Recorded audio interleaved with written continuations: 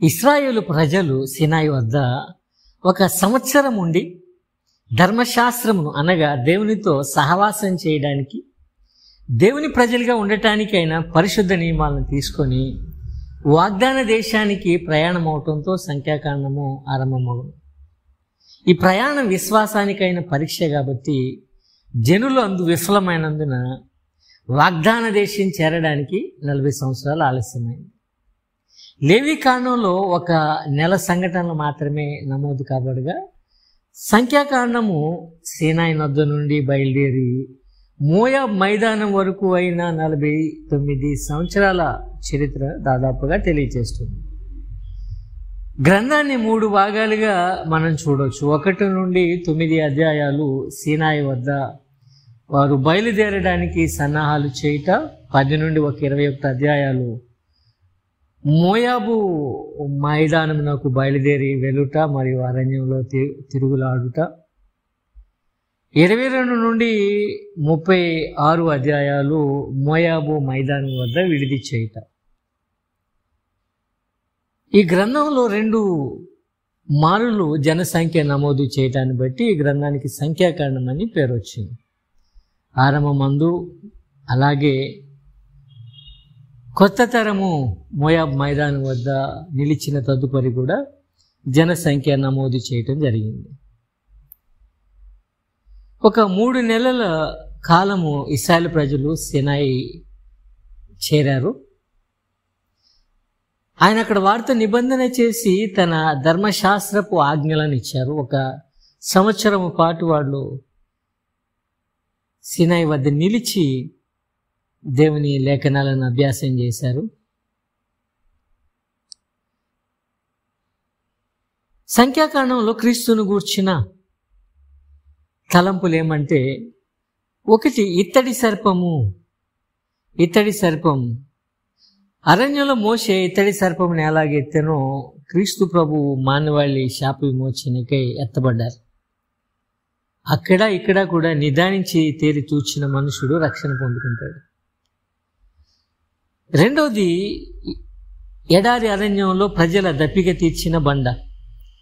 లక్షలాది మంది ప్రజలు ఎడారి అరణ్యంలో వారి దప్పిక తీర్చుకున్నటువంటి బండ జీవజలమైన క్రీస్తు ప్రభువునకు సూచనగా సువార్తలు తెలియజేస్తాయి.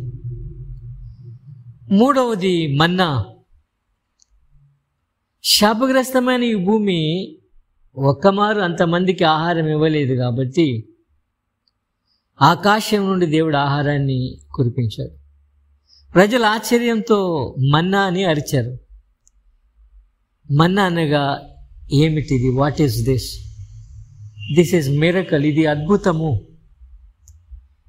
దేవుడు తన ప్రజలను అద్భుత రీతిగా ఎడారి అరణ్యంలో పోషించాడు. అది చిన్న విషయం అంటూ దేవుని కుమారుడు ఈ లోకానికి నిత్య జీవం ఇవ్వ దిగి వచ్చారు. ఇది ఇంకా మహా అద్భుతం.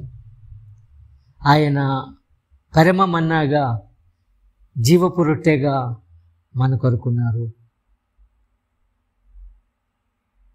అంతేకాకుండా తదుపరి ఆశ్రయపురాలు. క్రీస్తునందు ఆశ్రయపురాలు పగతో మనుషులు ఒకరినొకరు చంపుకొనకుండా దేవుని చేసిన ఏర్పాటు.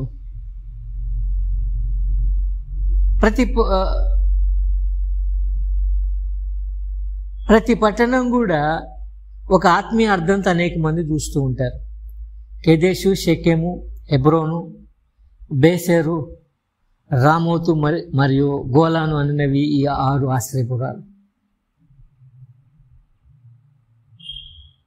అలాగే ఎర్రని పెయ్య క్రీస్తునందు బలి అర్పణకు ముంగుర్తుగా ఉంది. బిలాము కూడా క్రీస్తు ప్రభు నక్షత్రాన్ని ముందే చూశాడు. క్రీస్తు రాజ్యాన్ని గూర్చి ప్రవచించారు. ఆయన సింహాసనం శాశ్వతమైనదిగా ప్రవచిస్తాడు బిలాము. చివరిగా కొట్టబడిన బండ ఆయన ప్రజలచే కొట్టబడిన క్రీస్తు ప్రభువును చూపును. మానవాళి రక్షణార్థమై ఆయన కొట్టబడ్డారు. సిలువకు వేలాడదీయబడ్డారు. సంఖ్యాకాండములోని వివరాలు మనం చూసినట్లయితే మొదటి అధ్యాయంలో జనసంఖ్య నమోదు మనం చూస్తాం. 20 సంవత్సరాలు పైబడిన పురుషులు 6,03,550 మంది లేవీయులు గాక. రెండో అధ్యాయంలో ప్రత్యక్ష గుడారపు నలుదిక్కుల ఇశ్రాయేలు గోత్రాలు నిలిచి ఉండాల్సిన తీరు పేర్కొనబడింది. మూడో అధ్యాయములో దేవుడు మందిర సేవ కోసం లేవీలను ఏర్పాటు చేసుకొనుట, అందుకు 2 కారణాలు మనకు అగుపడుతున్నాయి. సీనాయి పర్వతం వద్ద లేవీలు నమ్మకంగా దేవుని పక్షంగా ఉండటం ఒకటైతే, ఇశ్రాయేలు తొలి సంతానానికి బదులుగా ఒక గోత్రము దేవుని మందిర సేవ చేయుట శ్రేష్టంగా దేవుడు భావించి లేవి గోత్రాన్ని దేవుని సేవ కొరకు ఆయన ఏర్పాటు చేసుకున్నాడు. వారు 22,000 మందిగా లెక్కింపబడ్డారు. అధ్యాయము 4లో లేవి వంశములు మందిరములో వారి వారి సేవ క్రమం ఏ విధంగా చేయాలో తెలియచేయబడింది. కహాతీయులు, గెర్షోనీయులు, మెరారీయులు యాజక కుటుంబాలకు సహకారులుగా ఉంటూ మందిర సేవ చేస్తారు. 5వ అధ్యాయం నందు ఒకని భార్య నమ్మకంగా ఉన్నట్లయితే, ఆమె అపనమ్మకస్తురాలని భర్త భావించినట్లయితే దేవుని సన్నిధికి తీసుకొని వచ్చి చేయవలసిన క్రమమును ఇక్కడ సంఖ్యాకాండం తెలియజేస్తుంది. అధ్యాయం 6లో దేవుని సేవ చేయటానికైన ఆశ సామాన్య జనముకున్నట్లయితే నాజీరు వ్రతము ఆచరించవలసిన క్రమమును, అందుకైన దీవెన ఇక్కడ వ్రాయబడింది. రాజు, ప్రవక్త, యాజకుడు అభిషక్తులుగా పరిచర్యలో ఉంటారు. త్రివిధ నాయకత్వం వారిది. అయితే సామాన్యుడు సేవ చేయటానికి అనుకూలంగా నాజీరు వ్రతమును దేవుడు అవకాశంగా ఇచ్చాడు. 7వ అధ్యాయములో పంచబలుల క్రమము క్లుప్తంగా తెలియచేయబడింది. 8వ అధ్యాయము లేవీలను ప్రాయశ్చిత్తము చేసి ప్రత్యక్ష గుడారపు సేవకై ప్రత్యేకపరచు విధానం వ్రాయబడింది. 9వ అధ్యాయం నందు అగుపడేదేమంటే 2వ సంవత్సరం మొదటి నెల పస్కా ఆచరించడానికి పిదప మేఘస్తంభము ప్రత్యక్ష గుడారము పైనుండి సాగిపోగా జనులు ప్రయాణమైపోవడాన్ని తెలియజేస్తుంది. 9వ అధ్యాయంలో 2వ సంవత్సరం మొదటి నెల పస్కా ఆచరించిన తరువాత మేఘస్తంభము ప్రత్యక్ష గుడారము పై నుండి సాగగా జనులు తమ ప్రయాణాన్ని ఆరంభించట చూస్తాం. 10వ అధ్యాయములో ప్రజలను నడిపించడానికి గుర్తుగా 2 వెండి బూరలను సిద్ధం చేసుకొనుట, 2వ నెలలో మరలా మేఘస్తంభము సాగుచుండగా జనులు ప్రయాణం చేయుట. 11వ అధ్యాయము జనులు మాంసమునకై సనుగుట ఏడ్చుట బట్టి దేవుడు పూరేలను పంపించారు. అయితే విసిగిపోయిన మోషేకు సహకారంగా ఉండటానికై దేవుడు 70 మంది పెద్దలను ఏర్పాటు చేసి వారిపై తన ఆత్మనుంచాను. 12వ అధ్యాయము మిరియామి అహరోనులు మోషేకు విరోధంగా సనుగుట బట్టి వారికి కుష్ఠరోగం కలిగింది. మోషే వారి కొరకు విజ్ఞాపన చేయగా 7 దినముల తదుపరి స్వస్థత పొందుకొనుట.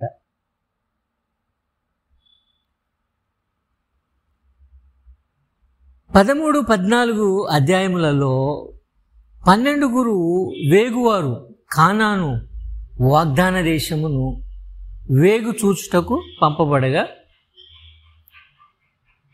యెహోషువ, కాలేబులు తప్ప 10 మంది చెడ్డ ప్రతికూల సమాచారాన్ని తీసుకొని రావడాన్ని బట్టి ప్రజలు అవిశ్వాసంతో తిరుగుబాటు చేశారు. అందును బట్టి 40 సంవత్సరములు అరణ్యములో వారు తిరుగులాడవలెనని, వారి అవిశ్వాసము బట్టి ఆ పాత తరము దేవుని వాగ్దాన దేశంలో ప్రవేశింపదని దేవుడు తెలియచేయుట. అయితే జనులు మనస్సు మార్చుకొని శత్రువుపైకి వెళ్ళగా యుద్ధంలో వారు ఓడిపోయారు.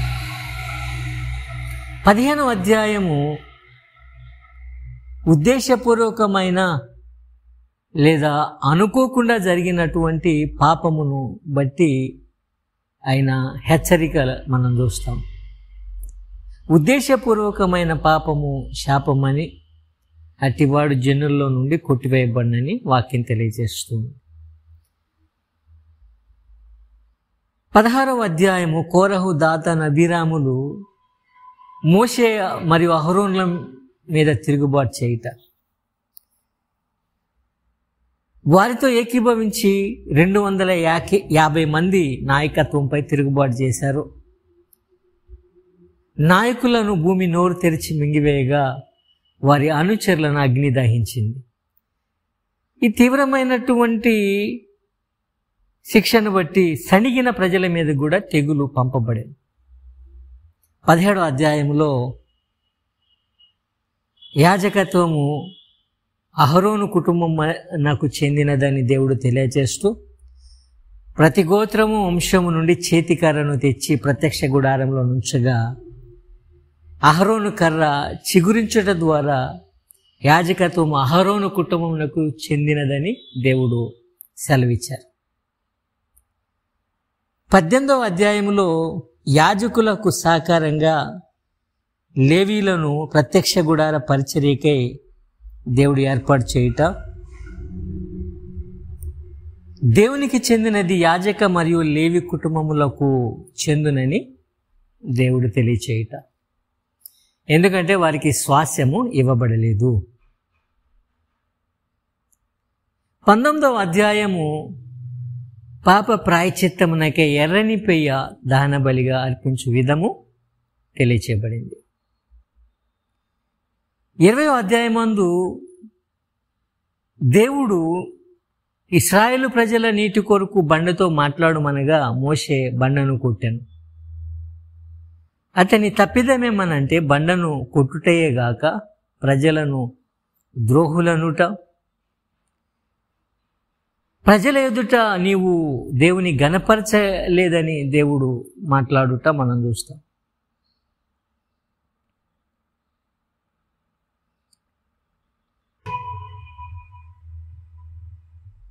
ఇరవై 1వ అధ్యాయము ఇశ్రాయేలు ప్రజలు కానానీయ రాజు ఆరాదుపై జయం పొందుకొనుట.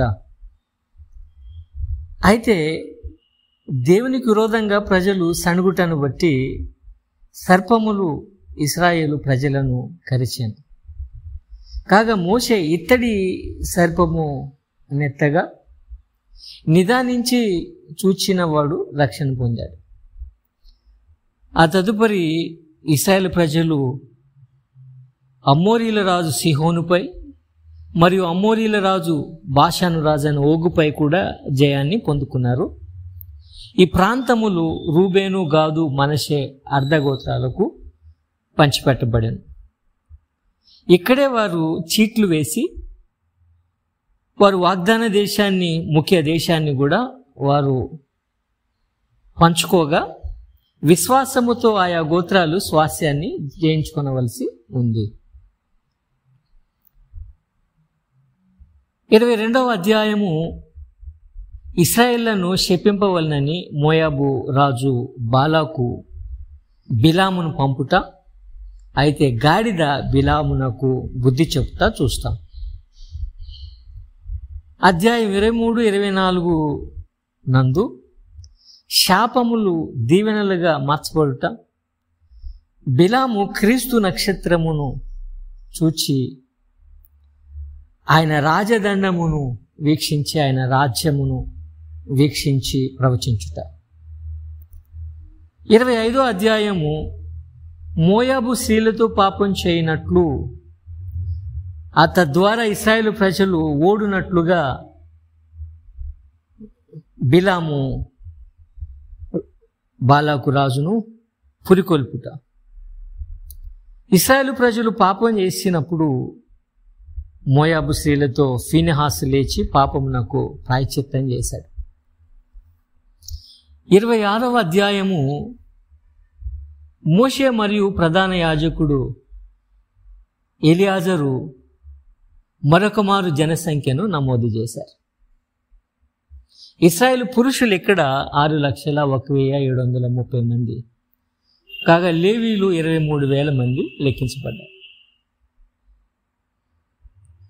27వ అధ్యాయం నందు సెలోపెహాదు కుమార్తెలకు స్వాస్థ్యం ఇవ్వబడుట, మోషే తదుపరి యెహోషువ నాయకునిగా ఏర్పాటు చేయబడుట. 28, 29 అధ్యాయాలలో సబ్బాతు మరియు పండుగలను బలి అర్పణ క్రమములను గూర్చి వ్రాయబడింది. 30వ అధ్యాయంలో ఒక స్త్రీ లేదా పురుషుడు ఏదేని మొక్కుబడి చేసుకుని విధము, ప్రమాణం చేయ విధమును గూర్చి వ్రాయబడింది.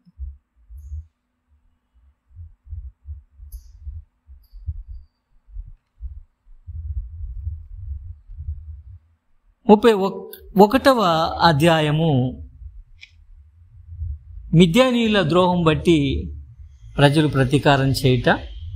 32వ అధ్యాయము రూబేను, గాదు, మనష్షే అర్ధగోత్రాలు స్వాస్థ్యం పంచుకున్న విధం. యోర్దాను నదుకు ప్రజలు చేరుట.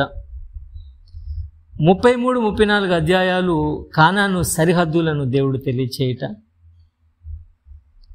యెహోషువ ఎలియాజరు కానాను స్వాస్థ్యమును పంచుట. కాగా గోత్రాలు విశ్వాసంతో వాటిని జయించుకోవలసిన విధము రాయబడింది. 35వ అధ్యాయము 48 లేవియ పురములు మరియు 6 ఆశ్రయపురాలను ఏర్పాటు చేయుట. 36వ అధ్యాయము సెలోపెహాదు కుమార్తెలు స్వాస్థ్యాన్ని పొందుకునేటను గూర్చి మరొకసారి తెలియచేయటతో గ్రంథము ముగిశాను.